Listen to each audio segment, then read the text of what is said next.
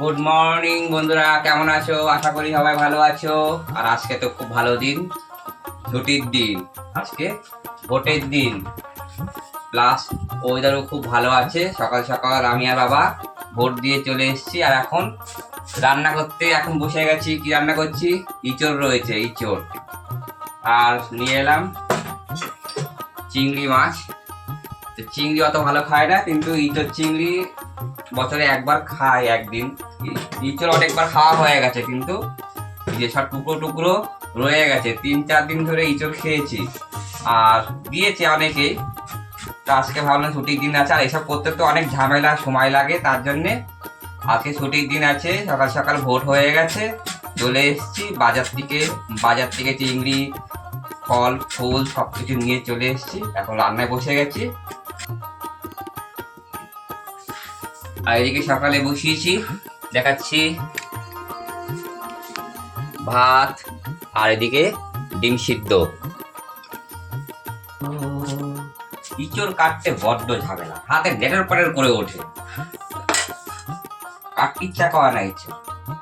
তো দেখো অনেকটা হয়ে গেছে, একা খাবো পুরো এক কড়াই তরকারি হয়ে যাবে। বাসি তরকারি আমার খেতে ইচ্ছা করে না। দিয়ে দেবো একে ওকে, ওই ঘরে দিয়ে দেবো।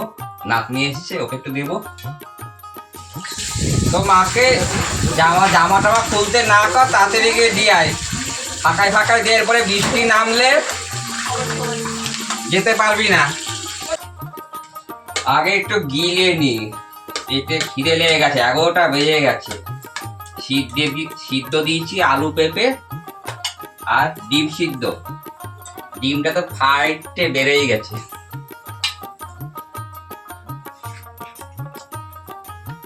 বাড়িতে থাকলে ভাবে একটুখানি আরাম করবো, বসবো, কিন্তু আজকে তো রবিবার না, তাও কাজ একদম জড়িয়ে ওঠে। আর আমি তো বসে থাকতে পারি না। বাড়িতে কাজ থাকলে হ্যাঁ, আলু সিদ্ধ আর পেঁপে সিদ্ধ আর ডিম সিদ্ধ। ডিমটা দেখলে বেরিয়ে গিয়ে অর্ধেকটা হয়ে গেছে। তাকে খেয়ে নি, কি গরম। বলো কি কাজ?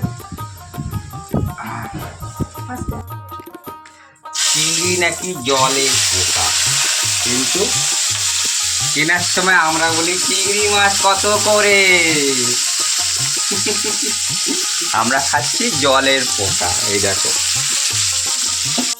রবিবার ছাড়া অন্যদিন ছুটি ভালো লাগে না। কাজ হয়ে গেলে তখন একদম কেমন লাগে। ওখানে কাজের মাধ্যমে থাকি, ভালো থাকি সবার মাঝখানে। অনেকে ছুটি পেলে কি আনন্দ পায়, কিন্তু তাদের কাজ থাকে না, ঘুরে বেড়ায়, আড্ডা মারে, অভ্যাস। কিন্তু আমার তো সেটা তো নেই। আমার কাজ হলে ব্যাস, আর কিছু লাগে না। টুকিটাকি কাজ আছে, করবো।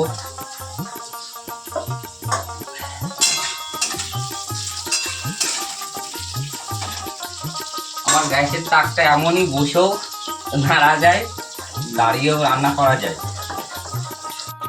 ইঁচড় রান্না হয়ে গেছে, দেখো ইঁচড়। অনেকে রান্না করে ফ্যানে থাকে, কেমন যেন ম্যাড় করে। ইঁচড় ভালো করে ভাজতে হয় আর কষাতে হয়, তাহলে ইঁচড় রান্না ভালো হয়। আর কে এসে দেখো, চিংড়ির অনেক দাম, 500 টাকা কিলো। একটা চিংড়ি পাবি, একটা। চিংড়ি দিতে হবে না, শুধু একটা পিস। চিংড়ি চিংড়ি করে মরে যাচ্ছে একেবারে। তুই কোন উল্টে খাচ্ছিস? সামনে দেখো ইঁচড় রান্নাটা দেখো। পারবে এখন রান্না করতে কেউ? না গো, অনেকে পারে, আমি বলছি তাই। ও কি রান্না হয়েছে গো।